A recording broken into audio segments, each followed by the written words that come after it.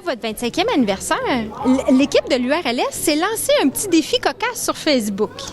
Ouais. On s'en lance assez, en tout cas des cocasseries, disons, on en a plusieurs. Oui, on s'est dit 25 ans, un défi 25. Il fallait trouver quelque chose à faire avec un 25. Fait qu'il y en a qui ont bien fait des choses. 25 km de vélo en roulant à 25 km/h. D'autres ont mis 25 guimauves dans leur bouche. Moi, j'ai fait un dîner après une réunion d'équipe avec 25 boulettes suédoises. Il y a eu toutes sortes d'affaires. Il y en a une qui avait le défi de faire un 25 heures tout en étant toujours de bonne humeur. Elle a abrégé ça, puis elle a mis 25 minutes. On n'est pas sûr qu'elle l'a réussi. En tout cas, c'était belle fois. Pendant combien d'années vous avez été directeur général? 27 ans. Oui. Quand je suis entré, là, on a commencé en 1990, en novembre 90, il n'y avait absolument rien. Il n'y avait pas de bureau, il n'y avait rien. Là, on a implanté ça, l'unité régionale. En 93, il y a eu des grosses coupures, 55 % dans les budgets.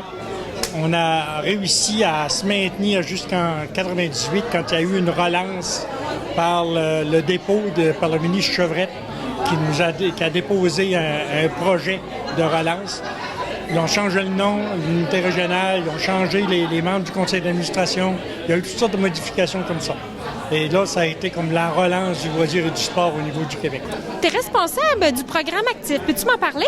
Oui, dans le fond, le programme Actif, c'est un programme de soutien financier pour soutenir différents projets qui visent à soutenir l'activité physique. Donc, on a 4 volets. Le premier volet qui est l'aménagement, donc aménagement d'infrastructures de plein air comme des sentiers ou même d'intérieur comme des gymnases. On soutient aussi l'achat de matériel. Donc, pour un club sportif, par exemple, il faudrait qu'il renouvelle son équipement de ballons, des casques, des filets de soccer, des choses comme ça, tout ce qui est matériel.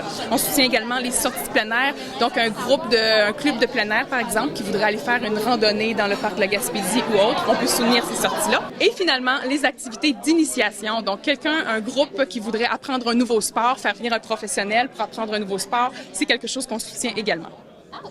Tu as un autre programme aussi, tout nouveau, je pense. Oui, c'est un nouveau programme qui vient tout juste de sortir il y a à peine 2 semaines. Ça s'appelle le soutien à l'organisation de compétitions sportives. Donc, ça vise à soutenir les comités organisateurs qui reçoivent chez eux des compétitions, que ce soit des compétitions régionales, interrégionales ou provinciales. Donc, on soutient à ce niveau-là. Et pour les 2 programmes, Actif et le soutien aux compétitions sportives, la date limite pour les dépôts est le 1er novembre 2023. Au fil des années, vous avez développé de l'expertise dans quel domaine exactement? Oh là là là là, il y a de l'expertise qui se développe, mais il y a aussi des mandats qui nous sont confiés. On fait beaucoup, je dirais, de l'accompagnement, aider, soutenir, accompagner. C'est pas des choses qui sont très définies, mais on s'adapte toujours aux besoins de nos clientèles. Mais on pourrait parler de mandats comme le soutien au bénévolat. On pourrait parler d'une expertise qui a été développée, c'est l'évaluation des parcs et infrastructures. Ça, c'est important.